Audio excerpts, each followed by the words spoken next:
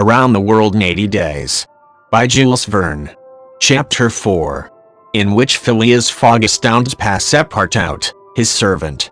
Having won 20 guineas at whist, and taken leave of his friends, Phileas Fogg, at 7:25, left the Reform Club. Passepartout, who had conscientiously studied the program of his duties, was more than surprised to see his master guilty of the inexactness of appearing at this unaccustomed hour, for, according to rule, he was not due in Savile Row until precisely midnight. Mr. Fogg repaired to his bedroom, and called out, "Passepartout." Passepartout did not reply. It could not be he who was called, it was not the right hour. "Passepartout," repeated Mr. Fogg, without raising his voice. Passepartout made his appearance. "I've called you twice," observed his master. "But it is not midnight," responded the other, showing his watch. "I know it, I don't blame you. We start for Dover and Calais in 10 minutes. A puzzled grin overspread Passepartout's round face. Clearly he had not comprehended his master. "Monsieur is going to leave home." "Yes," returned Phileas Fogg. "We are going round the world." Passepartout opened wide his eyes, raised his eyebrows, held up his hands, and seemed about to collapse, so overcome was he with stupefied astonishment. "Round the world," he murmured. "In 80 days, responded Mr. Fogg. "So we haven't a moment to lose." "But the trunks," gasped Passepartout, unconsciously swaying his head from right to left. "We'll have no trunks, only a carpet bag, with 2 shirts and 3 pairs of stockings for me, and the same for you. We'll buy our clothes on the way. Bring down my mackintosh and traveling cloak, and some stout shoes, though we shall do little walking. Make haste." Passepartout tried to reply, but could not. He went out, mounted to his own room, fell into a chair, and muttered, "That's good, that is." And I, who wanted to remain quiet. He mechanically set about making the preparations for departure. Around the World in 80 Days. Was his master a fool? No. Was this a joke, then? They were going to Dover, good. To Calais, good again. After all, Passepartout, who had been away from France 5 years, would not be sorry to set foot on his native soil again. Perhaps they would go as far as Paris, and it would do his eyes good to see Paris once more. But surely a gentleman so chary of his steps would stop there, no doubt. But, then, it was none the less true that he was going away, this so domestic person hitherto.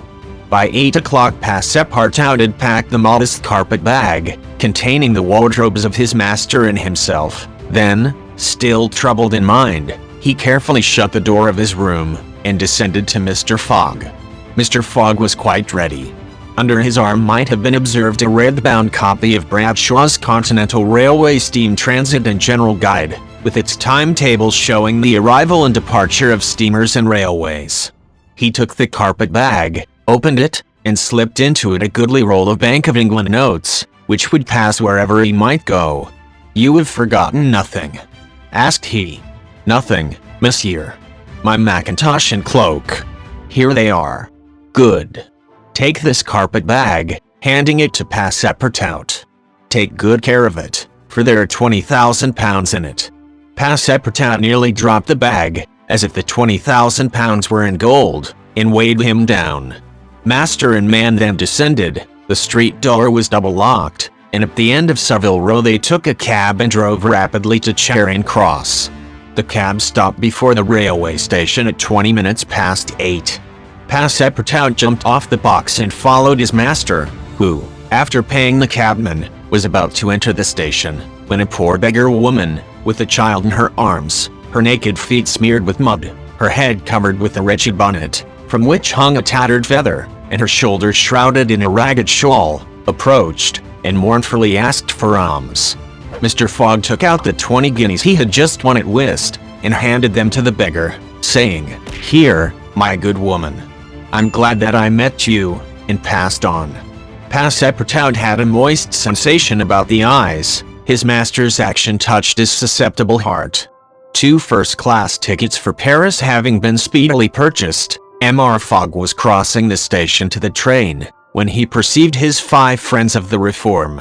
"Well, gentlemen," said he, "I'm off, you see, and, if you will examine my passport when I get back, you will be able to judge whether I have accomplished the journey agreed upon."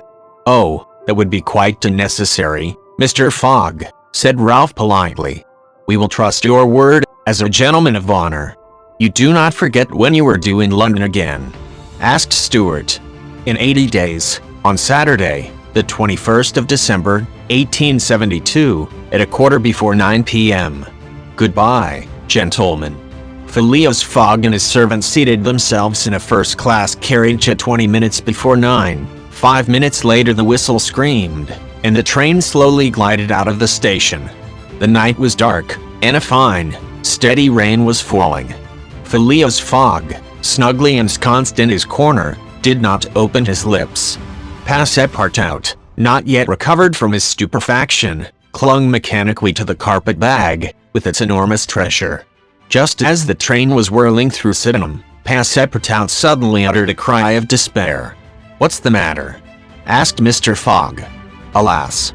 In my hurry, I forgot." "What?" "To turn off the gas in my room."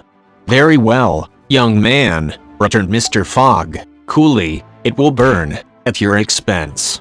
This is end of the chapter 4. If you like this story, please like, share and subscribe. Thank you.